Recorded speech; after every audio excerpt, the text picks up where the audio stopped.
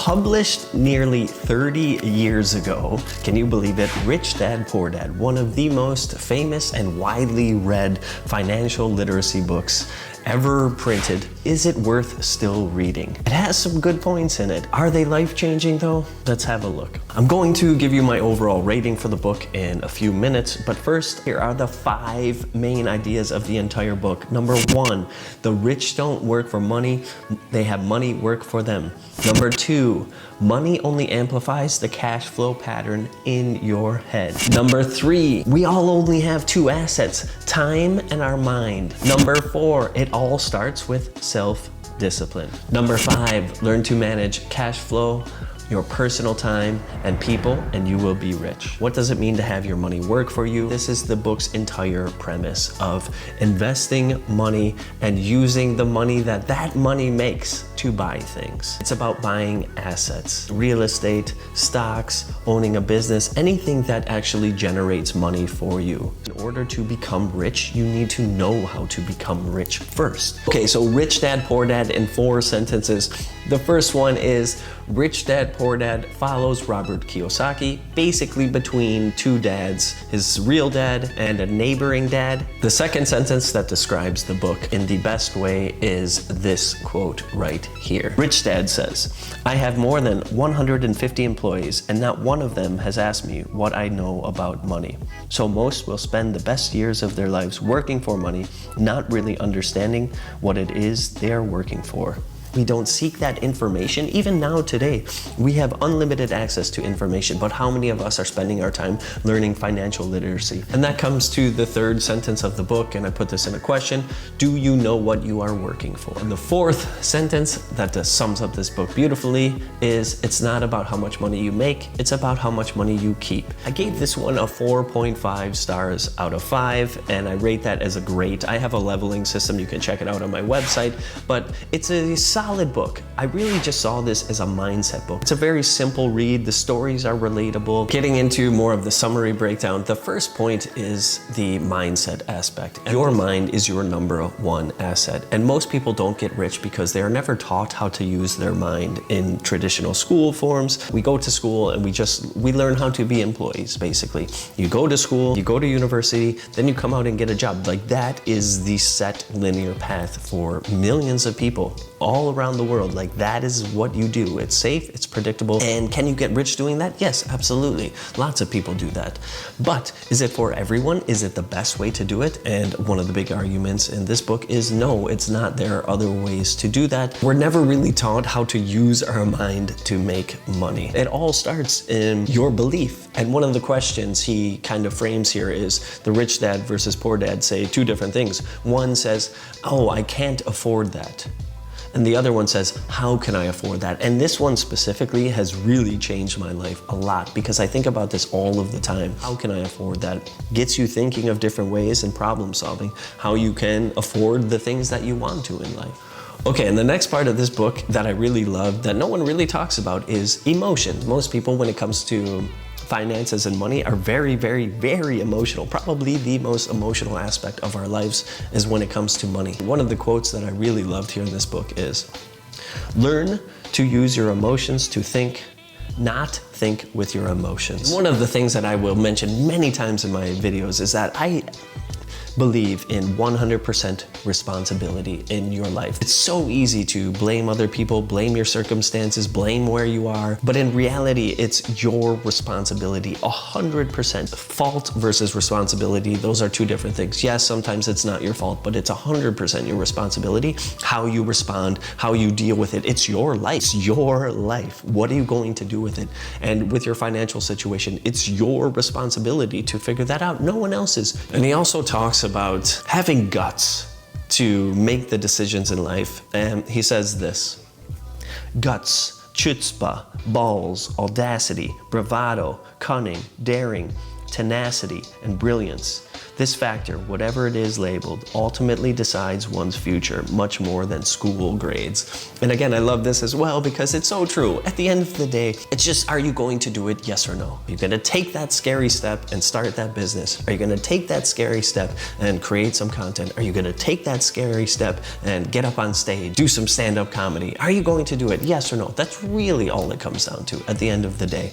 And you just have to find a way, your way, to get over it. Core of the entire book is the next part, and that is assets and liabilities. Assets put money in your pocket, liabilities take money out of your pocket, and that is it. So many people fear being different, and that's why they never break free or become rich. They're just so afraid of being judged, so they'll just continue to buy the liabilities, the big house, the fancy car, all of the things just to keep up with the Joneses. This is the foundation of the book. This is the cash flow of the poor. Job, salary, expenses. Job, salary, expenses. And this is why it's so difficult to get out of, because it just becomes a never-ending cycle. Okay, next is the cash flow of the middle class. No assets. They don't focus on buying the assets. They go right past it into the liabilities and then things that they need to buy. Next is the cash flow of the rich. Now, the first thing that you'll notice, and no, it's not a mistake,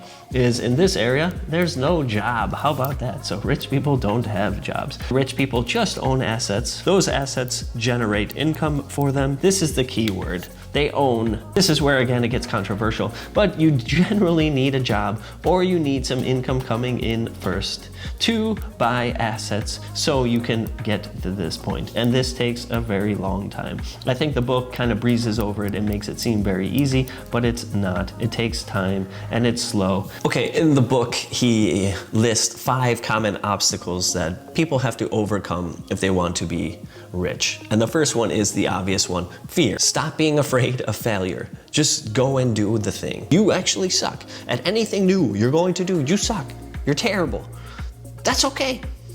Go do it anyways. You'll get better. Cynicism is the next one. Stop being so cynical of things. Stop judging. Just stop judging. Start analyzing and start looking for useful information that you can apply to your life. The next one is laziness. And I kind of like this one. This one stuck out to me because most people don't really say this. Most books don't say this. He's like, yeah, you might be lazy, but start getting greedy. You need a little bit of greed.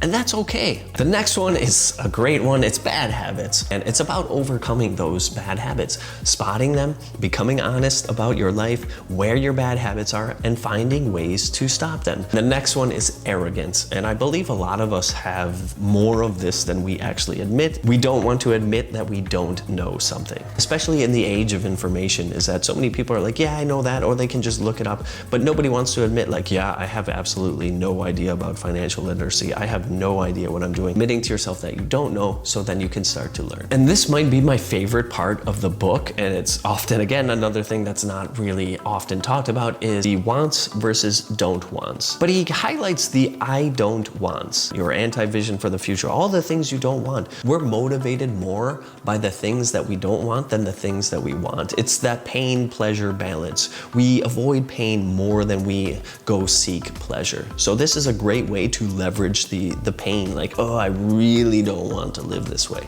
I don't want to be poor. I don't want to be broke. And let that kind of push you from behind where, you know, the pleasures kind of like pull you forward. The next part are the 10 practical steps he gives you to building wealth. Number 1, identify your wants versus don't wants. List them out, journal them out. 2, invest in education. Start learning financial literacy, everything you can about money if you want to be rich. Next, number 3, choose your friends wisely. Who you surround yourself with is who you will become. 4, master formulas. This isn't mathematical formulas. It's just learning basic numbers with finances. Number 5, this is probably one of the most controversial points, is pay yourself first, which basically means when you get money coming in, spend it on assets first. 6, seek expert advice. Next, this is a good one, very simple. It's leverage opportunities. Next, this was a big one, number 8, assets, buy luxuries. Number 9 is find heroes, so people you look up to. 10, probably the most important one, is teach others. When you are learning, share. In all of my book summaries, I want to leave you with actionable advice. I see so many summaries out there that just kind of tell you the summary of the book. These are things that I have taken personally and used from the book, or that I think would be very useful for people to take from this book and use in their own life. Number 1, reflect on what's in it for me. You're gonna ask yourself a couple of questions. What's in it for me if I'm happy, healthy, and sexy? You know, things like that. And you're gonna answer that honestly. Like, what's in it for you? If money wasn't a concern, what are the things that you would do in your life? Number 2, why do you believe that the rich only get richer? Why do you believe that? Okay, maybe it is true, but why can't you? Why can't you be one of those people? Why can't you be one of the rich who's getting richer? Why not? Have a discussion with somebody. Make a little video about it and explain your point of view. Write a little article about it. Journal on it. Number 3, take a small, specific action that you haven't taken already. Don't just research. You actually have to put money into that within the month. Number 4, this will always be one of my favorites, is commit to lifelong learning. Find a part of a financial aspect that interests you. It could be anything. Maybe you're like, oh, I've always been interested about crypto and Bitcoin, but I don't really know much about that. Pick up a book this week and learn about that specifically. And then you could go back to number 3 and maybe you could buy a little piece of crypto. Maybe you could buy a little piece of Bitcoin. You could learn how to do that. That's a new asset you could invest in. But find something that fascinates you and that you're interested in. These are actionable takeaways, like things you can actually do in your life right now after finishing this video to change your life. Are you going to do it? That is up to you. Okay, and finally, my final decision on this book. Should you read it 30 years after it was published? Yeah, I think you should. It's a very good book. It has some great points. It'll get your mind thinking about financial literacy, that you need to learn financial literacy, that you have to invest in your mind and education, and that you have to start seeing the world in assets and liabilities, and you have to start putting your money into the assets. And if you like this book summary and you want to check out more, I have an incredibly thorough book vault of 200 book summaries that I'm releasing, and you can check that out. If you want full access, that will be on sale. You can check a link in the description, and you can check out the free book summaries that are on my website. So, my contrarian takes on the book. What I don't love about this book, what is controversial, and that would be number 1 is pay yourself first isn't always possible for everybody. And this is one of the big complaints about the book, is that he really pushes this at the end of pay yourself first. Take the money that you make and invest it into assets first, and whatever is left over, that goes to expenses and liabilities. But this isn't reasonable for everybody around the world. It's very, very difficult sometimes when you're in a tough spot and you just need to pay your rent and you just need to get food and you have children to feed and you can't get out of that cycle. Now, there are ways to do it. You could lower your standard of living, but there's a point where you really just can't do that. And paying yourself isn't always feasible. So what do? I would recommend you start investing in your mind. In your free time, stop scrolling, stop watching videos. There's no other way. The average person spends like 4.5 hours on their phone scrolling.